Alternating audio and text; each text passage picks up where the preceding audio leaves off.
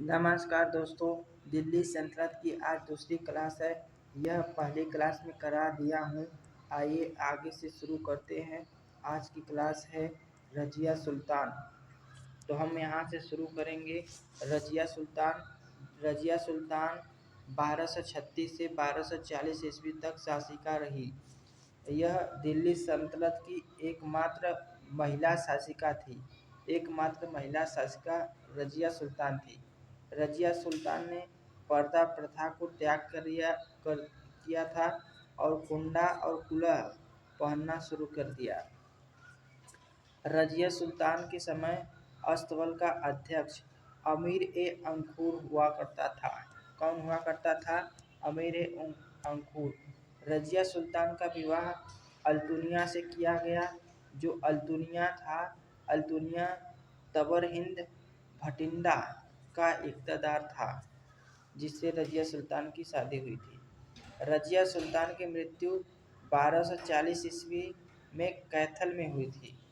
कैथल में रजिया सुल्तान की मृत्यु। इसके बाद गयासुद्दीन बलबन का शासनकाल 1266 से 1286 ईस्वी तक है। इसका मूल नाम बहाउद्दीन था। चाइल्डहुड नेम, बचपन का नाम बहाउद्दीन था।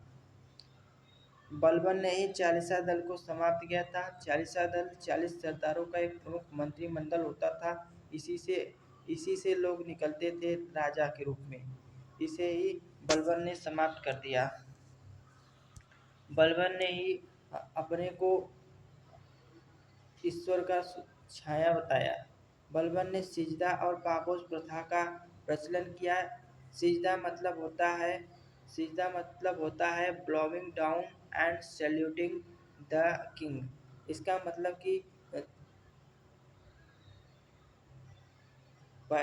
राजा के पैर को मुख से चूमना था।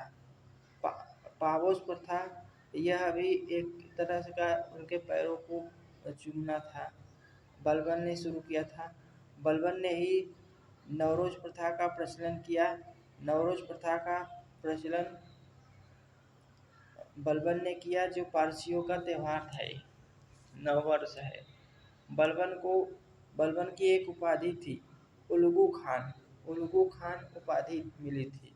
नसरुद्दीन मोहम्मद द्वारा उलगू खान की उपाधि दी गई। इसे जिल्ले इलाही कहा गया। ईश्वर की छाया कहा गया बलबन को। बलबन के गुप्तचर विभाग का अधिकारी का नाम वरीद था। क्या था? तो वरीद था। मिलिट्री डिपार्टमेंट ऑफ स्पीच वरीद था बलबन ने दीवान-ए-अर्ज सैन्य विभाग का नाम रखा था और नगद वेतन गुप्तचरों को दिया करता था। शासन की नीति का आधार बलबन ने ही लौह और रक्त नीति अपनाई थी। बलबन की मृत्यु 1286 ईस्वी में हुई। तो बलबन की डेथ कब हुई? तो 1286 ईस्वी में। तो आज के लिए बस इतना ही।